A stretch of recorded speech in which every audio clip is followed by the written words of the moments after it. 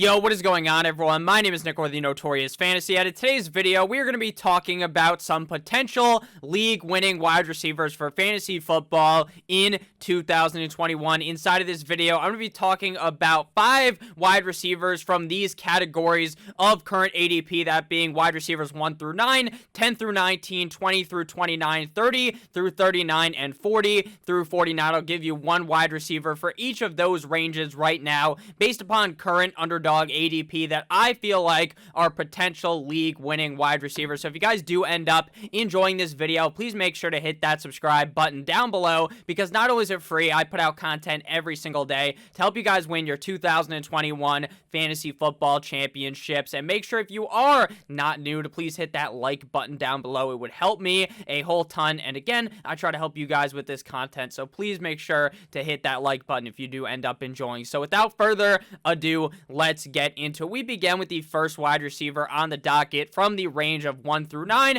at the wide receiver position, and that is current underdog ADP 18.7, wide receiver number 5 off the board of the Atlanta Falcons, wide receiver Calvin Ridley. In 15 games last year, Calvin Ridley finished as the wide receiver 5 in PPR, 4.5 PPR, and wide receiver number 4 in standard, averaging 18.8 PPR points per game, 15.8 half PPR points per game, and 12.8 standard points per game. From a points per game perspective, he was wide receiver 4 in PPR, 4.5 PPR, and wide receiver number 3 in standard. Now, going into this year, we definitely have a much different outlook on Calvin Ridley, because going into last year, we were thinking, Calvin Ridley's the clear wide receiver 2 in this Atlanta Falcons system behind Julio Jones, but that's a-okay, because Calvin Ridley has shown off his talent since he's entered the league in 2018. He had a pretty solid 2019 season, so he's going to continue to build on that in 2020, and even with Julio there, he can have a great season. Now, it turns out now, in 2021, we can look in the past and see that Calvin Ridley was successful both with Julio Jones on the field and without.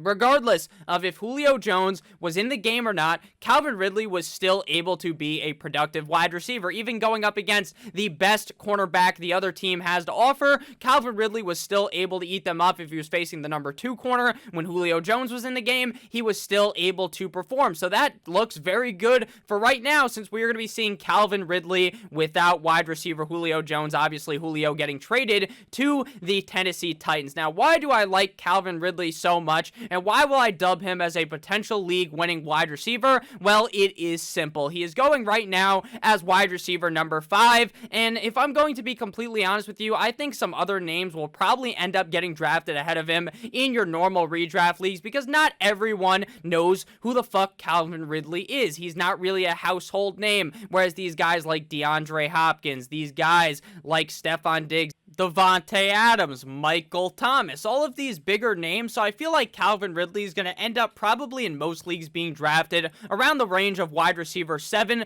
through 8. But even if we're going with the current ADP and he ends up being wide receiver 5 off the board, I see a potential for so much volume coming Calvin Ridley's way as the wide receiver 1 of the Atlanta Falcons, that this guy could easily finish the year as the wide receiver number 1 in fantasy football, and it should not surprise you or me at all if that ends up happening. Last year, Mr. Calvin Ridley had 143 targets, 7th highest at the wide receiver position, which is 9.5 per game. He had 90 receptions, 6.0 per game, 11th highest at the wide receiver position. He had 2,063 air yards thrown his way, number 1 at the wide receiver position for 1,374 receiving yards, 91.6 per game, 4th highest at wide receiver, as well as 9 total touchdowns, 9th highest at the wide receiver position. He is on a team that plays at an unreal pace when it comes to just throwing the ball. They are going to throw the ball so many times. Every single fucking year, Matt Ryan is throwing his shoulder out. I'm surprised he hasn't had to have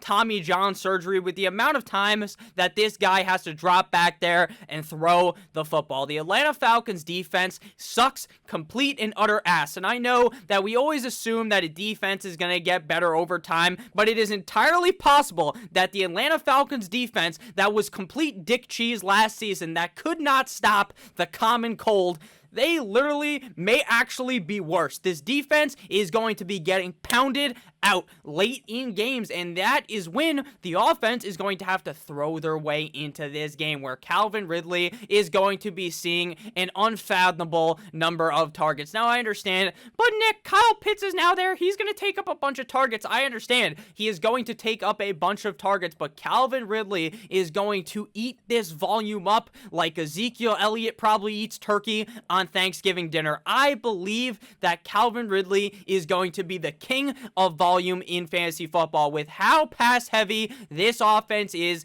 in Atlanta, and with how much they're going to have to pass the ball late in games because they are down tremendous because their defense sucks ass, Calvin Ridley is going to be able to be seeing a whole lot of receiving ability late in the games that are going to boost him up even further. Now, Calvin Ridley's not necessarily this yards after a catch beast, right? He really isn't. He only had 279 yards after the catch last season, ranking 37th at wide receiver, but this guy is not slow. He's going to get open, and when you throw the ball his way, he is going to come down with the ball every single time. I believe that Calvin Ridley is the heir to the throne for Julio Jones. He was watching Julio Jones play since 2018, and now he is going to be not necessarily Julio Jones, right? Because Julio Jones, when all things are said and done, that motherfucker is going to be wearing a Hall of Fame jacket. He's going to be talked about on the Mount Rushmore of NFL wide receivers to ever play the goddamn game. So I'm not saying Calvin Ridley is Julio Jones, but he fills his role like a glove. It fits like a glove. Shout out to O.J. Simpson. I believe very heavily in Calvin Ridley going into this season. And if you still think Matt Ryan has gas in the tank, which he does, there's a reason why they kept him and drafted Kyle Pitts instead of just completely taking the team and dismantling it and bringing in a new quarterback. It's because Matt Ryan still has some time to play great. He always is just throwing the ball so many times every season that it should really be a no-brainer that Calvin Ridley has #1 wide receiver potential for fantasy football in 2021. Next up, we got a wide receiver of the Dallas Cowboys, the wide receiver 2 of that team, CeeDee Lamb of the Dallas Cowboys, current underdog ADP wide receiver 13, which again feels pretty high, but I am willing to pay that price at this point because I also think, just like with Calvin Ridley, maybe he won't be the #1 wide receiver. Like, I think Calvin Ridley legitimately can contend up there to be the #1 wide receiver in fantasy football at the end of the year, but I think CeeDee Lamb could easily finish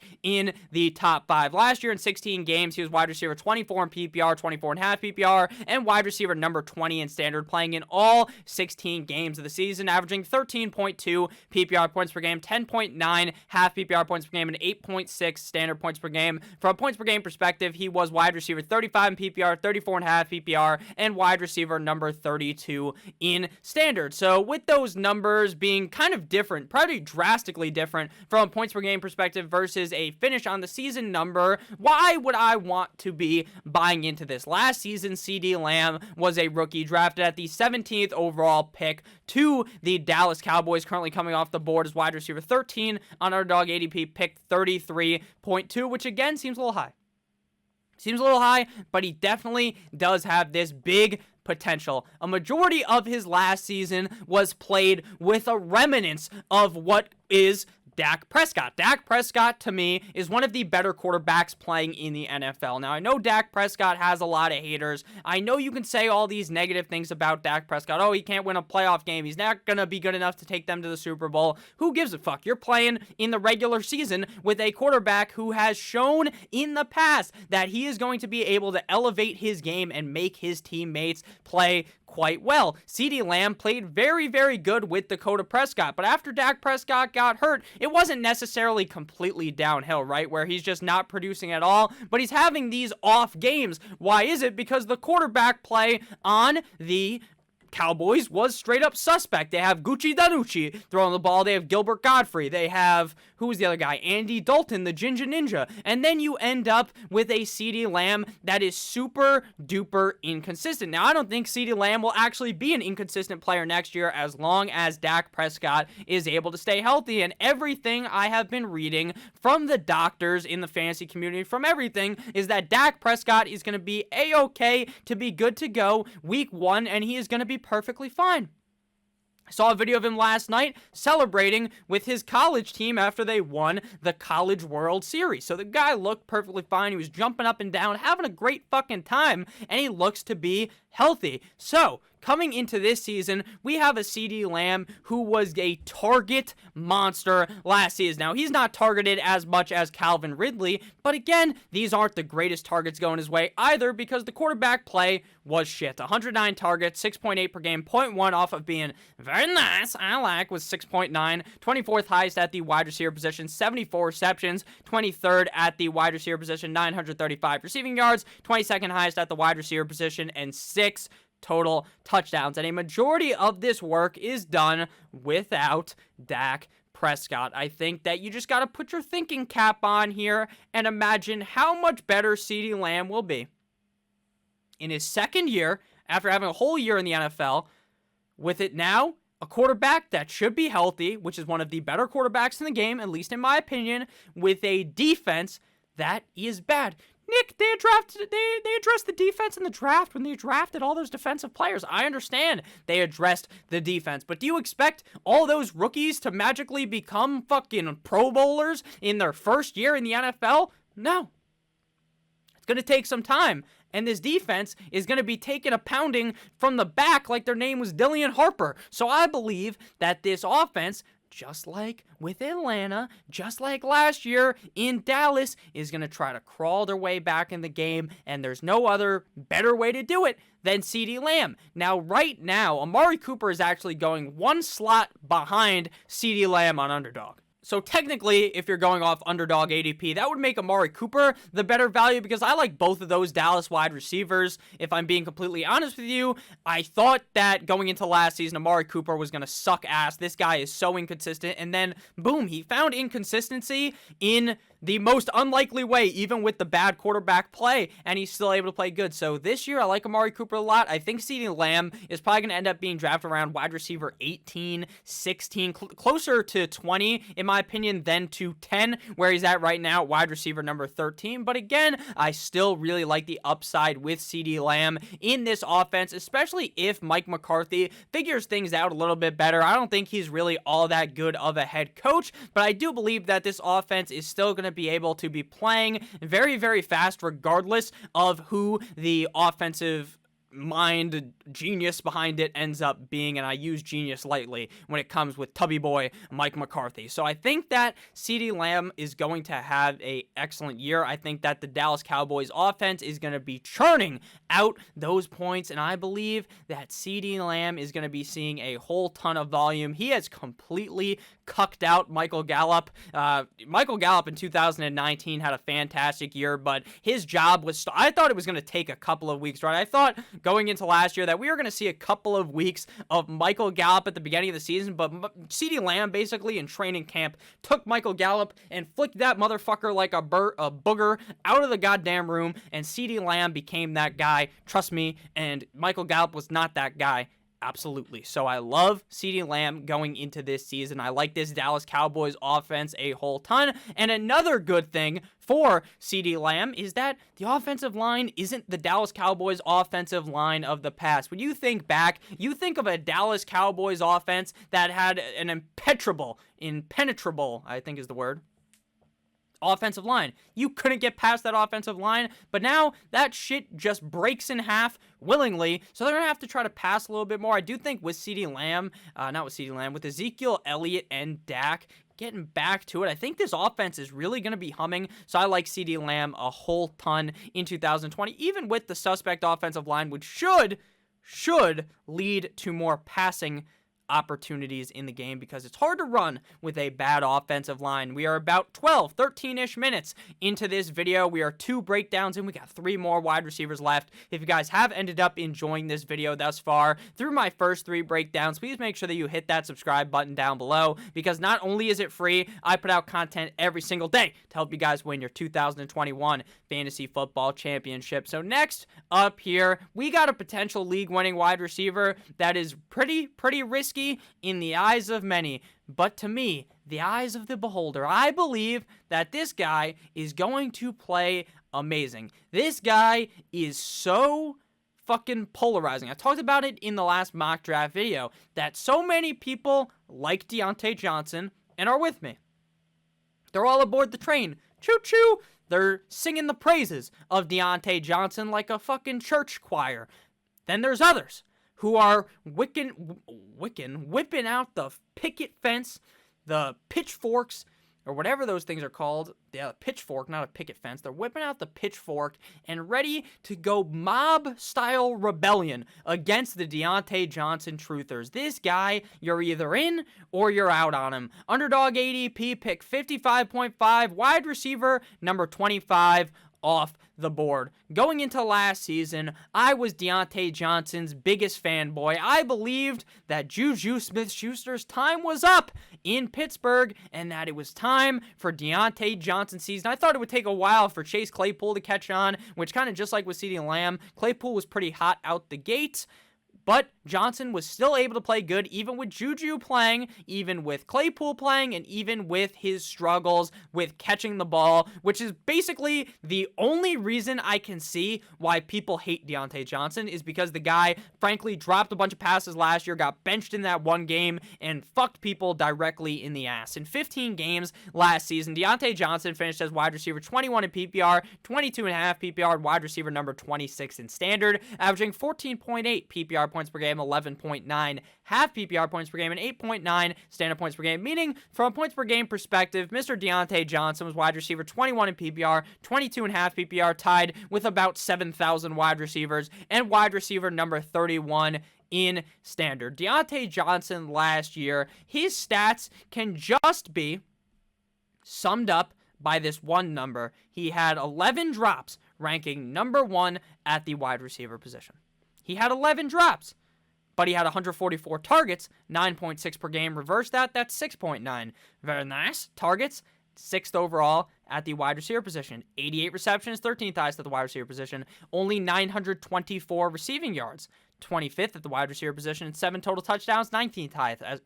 I just sounded like fucking Mike Tyson. 19th highest at the wide receiver position. So Deontay Johnson gets a lot of targets, is kind of not playing the best, dropping some of them, only getting 88 receptions, only having 924 receiving yards, which would be very, very low when you're getting 88 receptions on the season. So, what's different about this offense? The offensive line, yet again, sucks ass.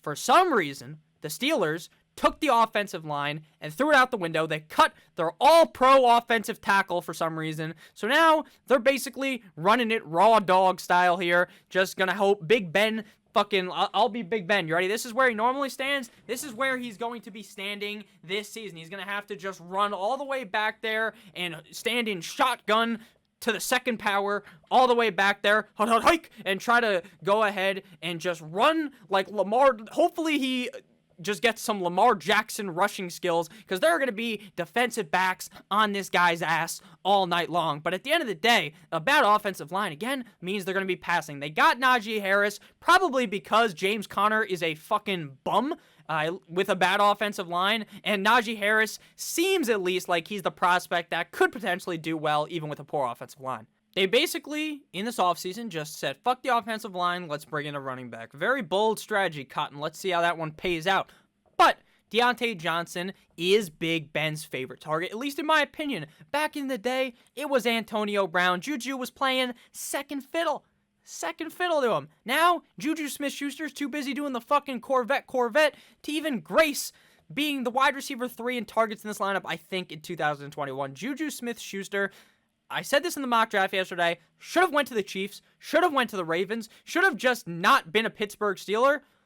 I don't know why the fuck he came back. I think his career will be revitalized somewhere else. It's not coming back here. Deontay Johnson is a target monster. This offense likes to throw the ball. If Big Ben stays healthy and Deontay Johnson just figures out that, you gotta firmly grasp the ball. Watch that SpongeBob episode where he's talking about jellyfishing. Firmly fucking grasp it, Deontay Johnson, and you're going to be A-okay in 2021. I'm all bought in on the Deontay Johnson train. I'm all bought in on the targets. He only had an 81.8% route participation in this offense, 63rd highest at wide receiver, and still had all those targets. Imagine now if he's not getting benched for dropping the ball and he's actually catching the ball. Imagine that. Riddle me this. What'll happen then? What'll happen then is you might see a top 10 wide receiver out of Deontay Johnson. Next up, we're going a little bit deeper. Wide receiver 32, based upon current underdog average draft position of the Jacksonville Jaguars, underdog ADP 70.5, DJ baby Chark, baby Chark, DJ Chark, wide receiver of the Jacksonville Jaguars. Now, this is a very interesting one because I'm not even sure I'm sold in on Deontay Johnson, but I'm sold in on drafting all these Jacksonville guys in different leagues and just buying in on the fact that one of these guys is going to be the number one wide receiver for the most hyped up rookie quarterback coming out since Andrew Luck. The best coming out since Andrew Luck, according to many, in Trevor Lawrence. Chark was getting literally body bagged by Urban Meyer. Urban Meyer was talking about how DJ Chark was playing small. DJ Chark is 6'3", but last year he was playing little, like a mouse. DJ Chark was a bitch last year under that other head coach, Doug Marrone, but I'm going to bring out the alpha in him, is basically what he's saying. DJ Chark, we've seen promise out of him, especially in the 2019 NFL season. Last year, I had high hopes for Mr. DJ Chark, but he disappointed big time. But that's because I'm going to blame the quarterback play. Gardner Minshew, hurt. He wasn't fucking hurt. That's why there's the quotation marks, because maybe he was hurt for like 2 games, but then they just decided, we want Trevor Lawrence, so we're not going to win any games. Again, nothing against that strategy. You can do what you want, but DJ Chark was strangleholded. He was cucked by the fact that the team wanted to roll out, oh man, what's his name? Jake Luton? They rolled out, what's the guy with the huge neck's name? Mike Glennon? Like, what the hell? So DJ Chark, to me, would be the most likely out of that group. Chenault, Marvin Jones, and Chenault, Marvin Jones, and Chark. Chark, to me, seems like the guy that would be leading right now if you were to do a poll, fucking call up CNN, Fox News, one of those motherfuckers, they could run a poll. MSNBC, one of those news networks, and we'll see who people think is most likely to be the wide receiver 1. I would say DJ Chark, if I'm being honest with you. So I think that Chark has a lot of upside here if he is the number 1 wide receiver. And the thing is, this video is being made in July. We'll see training camps in July. Then we see preseason, and we'll see what's happening on the field with Lawrence and these wide receivers. I think Chark, there's good reason to believe that DJ Chark could be this guy, at least in my opinion. 94 targets last year, 40th highest at the wide receiver position. He had 53 receptions, 706 receiving yards, and 5 total touchdowns. Kind of a dud of a season following what was a really good 2019 campaign. He had 117 targets in 2019, 20th highest at the wide receiver position, 73 receptions, 19th highest, 8 touchdowns, 8th highest at wide receiver, and 1,008 receiving yards. So he had a great season. It was just a stinker the next season because of the quarterback play. DJ Chark could be the number 1 wide receiver in this offense, and that is really the narrative that I'm going to hold on to and fucking hug for the life of me in this video, because if he is the wide receiver 1, Trevor Lawrence should be good next year. And just like with Lamb, just like with Ridley, they have a dick cheese defense. The defense is young. They have actually, I believe, they have the youngest defense, I believe, in the NFL. At least last season, they had the youngest defense in the NFL. So that, young defense might be into getting plowed, So it is what it is. DJ Chark and this offense should be pretty solid. 32 right now based upon current underdog ADP, and I'm willing to take that shot for DJ Chark to potentially, for me to, I'm gonna hop on DJ Chark's back like fucking Yoda and Luke Skywalker. I'll be Yoda, he'll be Luke Skywalker. We're heading our way to the bank.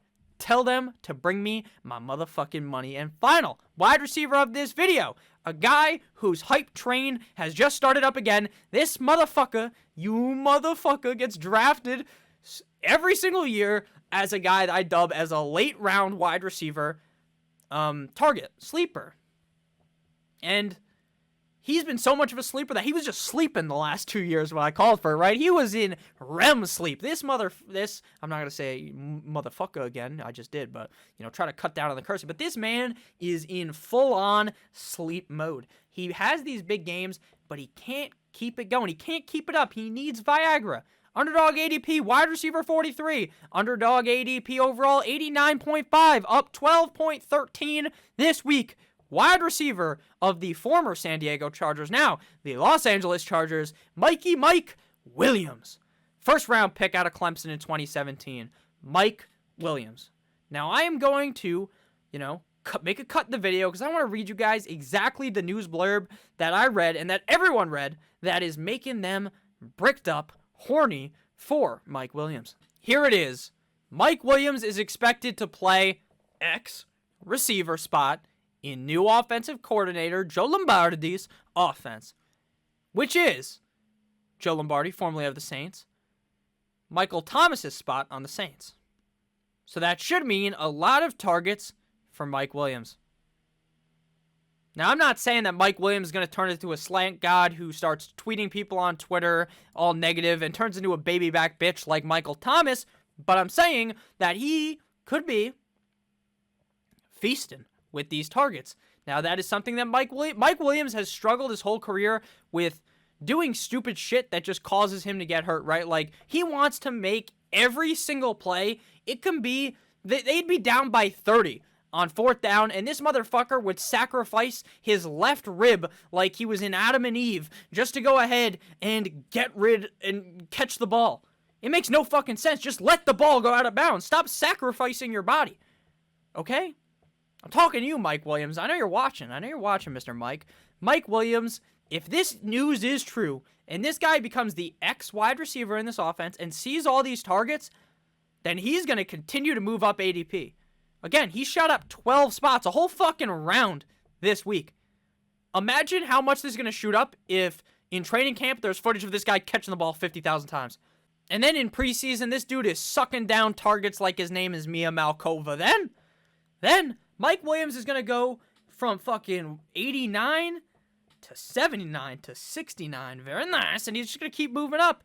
Mike Williams, again, has been a target of mine in the past, but maybe this year is the year where he stops sleeping like Snorlax. In 15 games, finishes as wide receiver 47 in PPR, 45.5 PPR, and 42 in standard, averaging 10.2 PPR points per game, 8.6 half PPR points per game, and 7 standard points per game. Meaning, from a points per game perspective, he was wide receiver 56 in PPR, tied with Jacoby Myers, wide receiver 56.5 PPR, and 52 in standard, tied with Christian Kirk.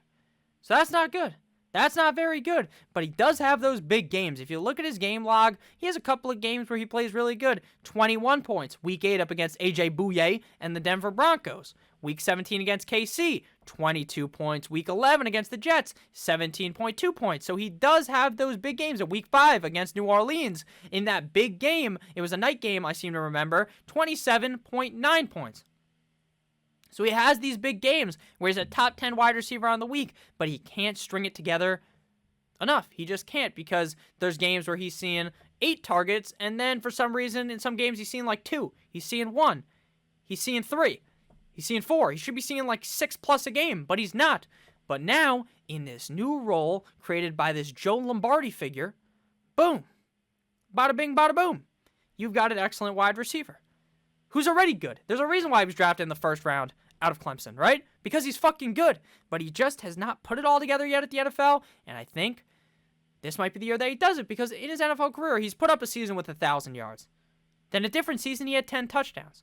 If he can mold those together, then boom, you got an excellent league-winning wide receiver, and that's just what we may see in an Anthony Lynn-less offense in Los Angeles for the Chargers. So thank you guys all for watching this video. If you ended up enjoying it at any point, again, please make sure to hit that subscribe button down below. I'm not going to just smack you directly in the fucking face with these, I don't know, advertisements. If it's an advertisement, it's just for myself. Just like hit the subscribe button if you enjoyed. Like, you made it this far anyways. We're 30 minutes in.